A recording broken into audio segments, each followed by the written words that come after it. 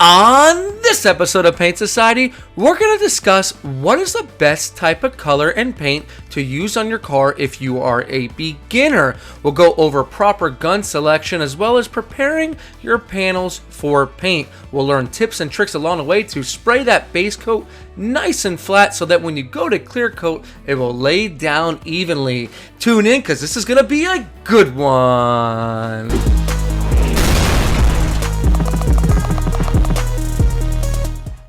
Welcome back to another episode of Paint Society. Now in this episode, I'm going to talk to you about the easiest color to spray and why it is the easiest color. Now before we get there, I'm going to talk to you real quick about this roof. Now this roof came in and it had some cracking and obviously some old Bondo in the roof. So we pretty much took that area down to metal and kind of reworked the metal just a little bit, and we got some filler back on there, glaze filler so it's nice and thin, nothing too thick, and then we primed it in a red primer, so when we go to put our base on, we're gonna have really good coverage. Now, this is exactly what we're looking at up close, and this is what we're working with. Now, this is sandy clear coat right here, so this is technically still good paint. Our issue was right around here. I really think something just maybe fell on the roof and there happened to be some previous Bondo there, or maybe just a bad job, but we sorted things out. Now, there have been videos where I do use sealer and there's been videos where I don't.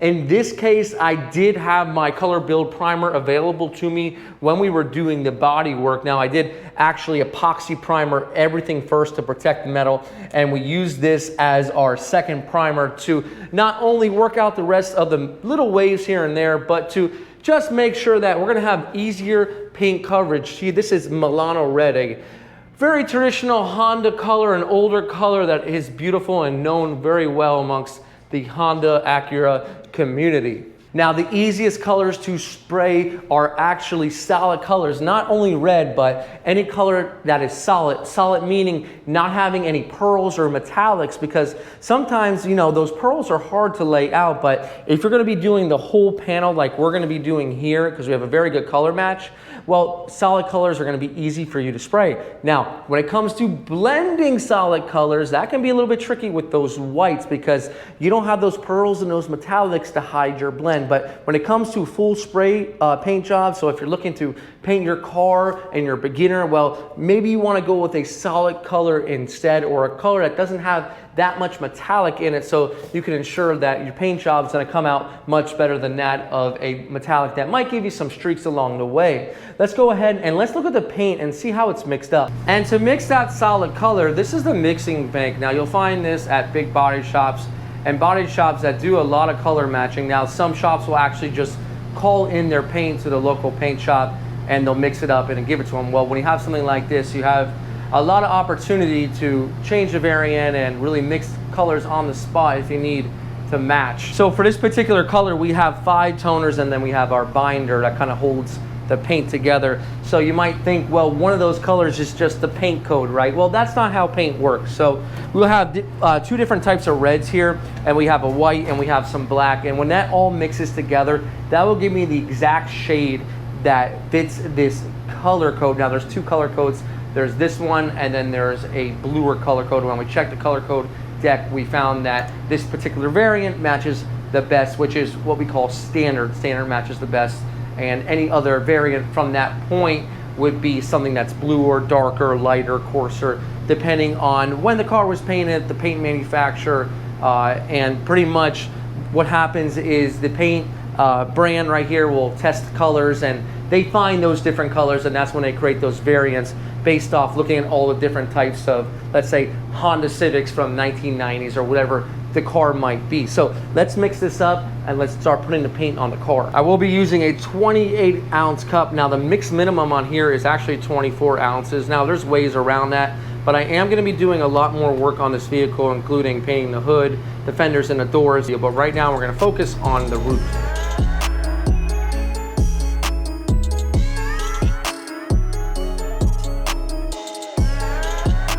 A gun we're going to use is the DeVille Abyss DV1 base coat. It's a great gun for base. You know, the clear coat gun wasn't a big hit, but the base coat gun definitely was. We spray this around 13 to 15 PSI only on this gun. Just the way the gun operates, very low pressure. So we'll go ahead and we're gonna do about 75% overlap on that roof. I'll concern myself first with just covering this patch of red primer. Now we're gonna be respraying the whole entire roof because there's a couple areas here and there where I wanna put some paint on. So we're not really going to blend, but we're gonna rebase the whole entire roof. It's been sanded with a 600 grit, and that's a good grit to lay down a solid color on. Now, there's one thing I hate, it's buffing. I really don't like buffing. And there's another thing I hate, it's buffing a roof. So I've been really meticulous about this car, cleaning it, wash the whole car down before it entered the booth.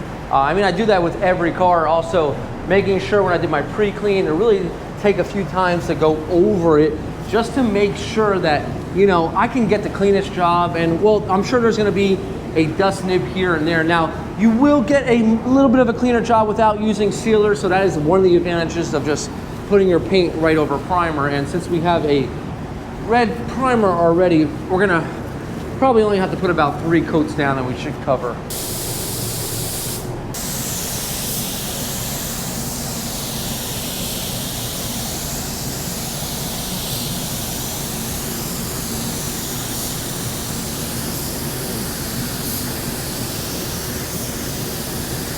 This is just a few moments after spraying. You can see it's flashing, it's turning dull, right?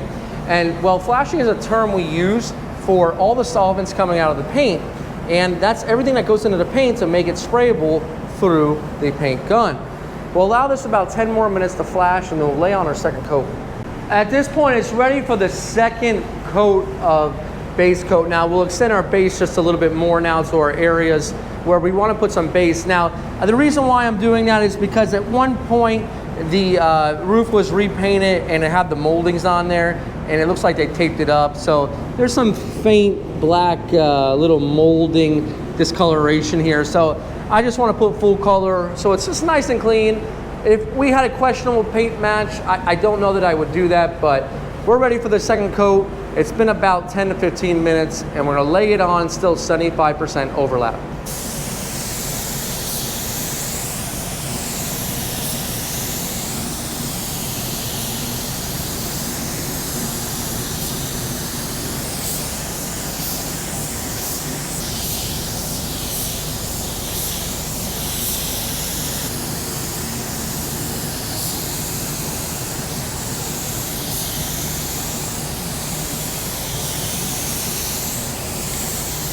After that second coat, we can see that we did the full entire roof with ease. Now, another reason why I like solid colors or even red is because, you know, if we're doing a metallic, we really need to be good about our wet edge. You know, we'll spray one side and then we need to run back to the other side and pick up that edge and bring it down to the other side just to keep it all uniform and nice and streakless. But with a solid color, if you don't get the wet edge perfect, it's very, very forgiving. If you don't have perfect body work as far as preparation, not necessarily Bondo, but preparation, it's not going to show the sand scratches as much, because what happens on a metallic paint job is the metallics, what they'll do is they'll settle into those little sand scratches, and if you don't have it smooth and flat enough, well, you're going to see all the scratches here, there, throughout the whole entire panel. With a solid color, you don't have to worry about that because the red is solid, doesn't have anything to reflect. So although there might be sanding scratches, you're never gonna see them. The second coat has flashed. We're gonna use a sun gun to check how transparent our color is. You see, this color will look good in the booth, it will look covered in the shade, but once it hits the sun, you might see some of that primer. So basically, we'll turn off the lights, and then we're gonna use this to emulate the sun's rays. And this is gonna bring to the surface any sort of light area. And as I'm looking at it, it looks good, but then I see right in here, there's a little bit of light spots. So we're trying to tuck some paint into that groove underneath the spoiler. So coming over to this side, this area really only has one coat of paint on it. And I think everywhere we'll do one more full coat, even though it's got great coverage. And that will do it for the base coat, and then we'll be ready to clear coat it.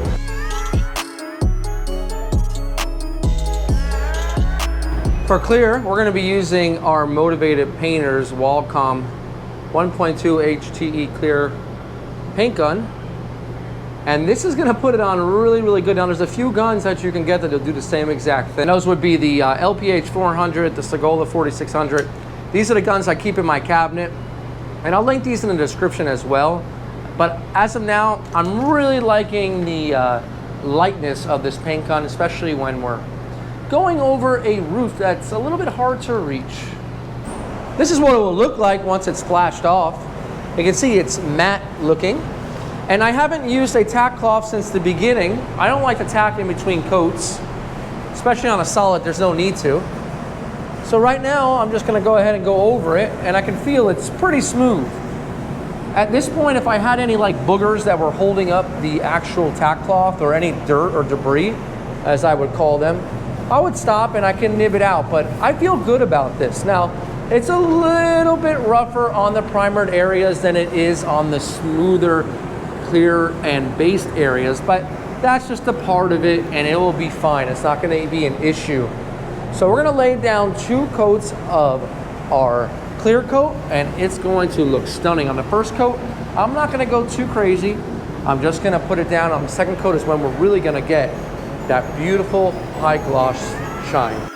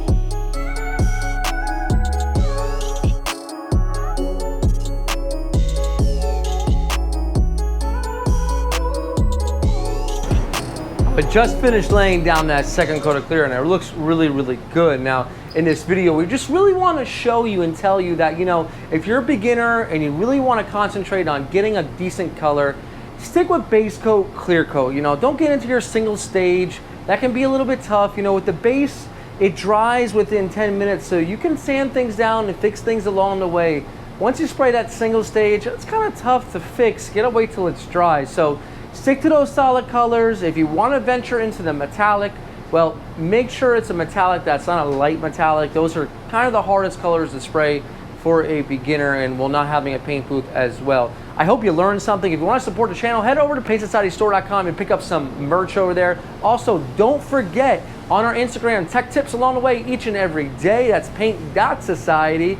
And guys, this is Brian from Paint Society reminding you, don't overthink it. It's just paint. I'll see you guys in the next one. Let's go ahead and check it out.